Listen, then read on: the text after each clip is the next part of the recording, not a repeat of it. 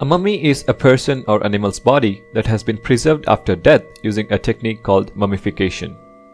Egyptians started making mummies around 3400 BC and perfected the art of mummification over centuries. In 2600 BC, ancient Egyptians finally figured out that if they removed the body's internal organs before wrapping a person up, their body would last instead of rot. They developed a method for drying and wrapping a body in linen strips that made it last for thousands of years. They dried the bodies out completely for 40 days before wrapping in linen.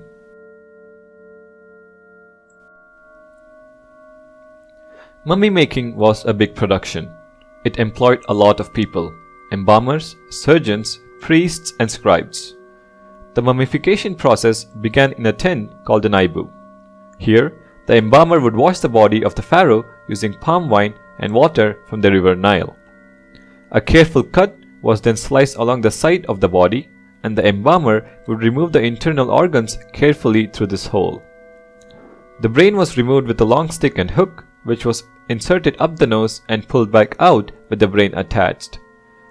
The only organ left in the body was the heart. It was believed that this was the center and essence of the person. The insides that had been removed would be washed and treated with natron, which was a salt that dried them out and prevented them from rotting. The body was also covered in natron. 40 days later, the body was washed and oiled again. The whole mummification process, including the 40+ days soaking in natron, could take as long as 70 days. When mummification was complete, the mummies were placed in special tombs in the Egyptian pyramids that still stand today. In the early days of mummification, embalmers used to wrap the organs up and place them in containers called canopic jars. These jars were made to protect their contents from evil spells and spirits. Each organ had a different jar that was created for it. There were 4 in total: one for the stomach, one for the intestines, one for the lungs, and one for the liver. These were seen as important organs needed for the next world.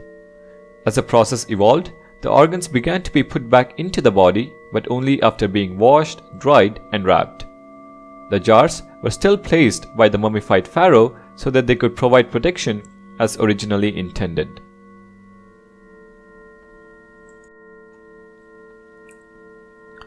People had their bodies turned into mummies because they wanted to preserve them forever. By preserving them, they believed they could still use them in the afterlife. In ancient Egypt, anyone could be preserved when they died as long as they could afford it. Some animal mummies have been discovered as well. The ancient Egyptians also mummified animals, particularly cats. Tombs have been found that were full of mummified cats. The cat was considered sacred in their culture, and historians believe that the cat was first domesticated by the Egyptians. Many pharaohs were buried with their mummified pet cats. The Egyptians worshipped cats, possibly because they killed vermin and even poisonous snakes. Without their wrappings, most mummies weigh only 5 pounds. Some mummies were completely covered with a very thin layer of gold. On some figures, such as that of Pharaoh Ahmose I, the person's name is written on the actual linen bandages they wrapped in. This makes it easy to identify who the preserved body was in life. Before the mummified body was put in a coffin, one final feature had to be added. The head embalmer was given the honor of placing a special mask over the king's head. The masks were elaborate and made from the finest materials. They were often faces of gods from the ancient Egyptian beliefs, and they had plenty to choose from as they believed in over 200 gods. The most famous mask that people associate with the mummies from ancient Egypt belonged to King Tutankhamun. This mask was made famous when the tomb was discovered undisturbed in 1922. Many other tombs had been raided over the years, but Tutankhamun and his mask remained in perfect condition. Today, it can be found in the Cairo Museum.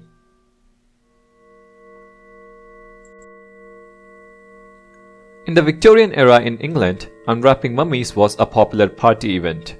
The party host would buy one and guests would get to unwrap it. Mummies were even ground up into medicinal powders as people believed the ancient mystical artifacts had healing powers. King Charles II believed mummy dust contained the secret to greatness. He would have a few mummies standing by and collect the dust that fell off of them. Then he would rub the dust onto his skin. In 1974, archaeologists noticed that the mummy of Ramses II was deteriorating in condition and flew it to Paris. Before the journey, Ramses II was issued an Egyptian passport which listed the occupation as king deceased. During the examination, it was found that fungus had been attacking Ramses' mummy and it was subsequently killed.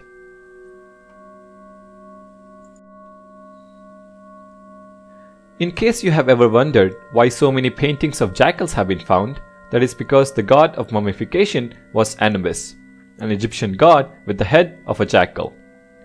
According to Egyptian mythology, the god Osiris was the very first mummy in history, but of course his remains were never found. Ancient Egyptian pyramids were built as tombs for pharaohs and their families. Most pharaohs' mummies wore a golden face mask inscribed with magic spells. King Tutankhamun's mask was made of solid gold. If it was for sale today, it would cost about $13 million. The movies The Mummy and The Mummy Returns, both from Universal Studios, were so popular that they made box office earnings of over $350 million. The locusts in the 1999 film The Mummy were mostly computer generated, however, some live grasshoppers were also used. Hours before filming, the grasshoppers were chilled in a refrigerator to make them more sluggish and improve the appearance.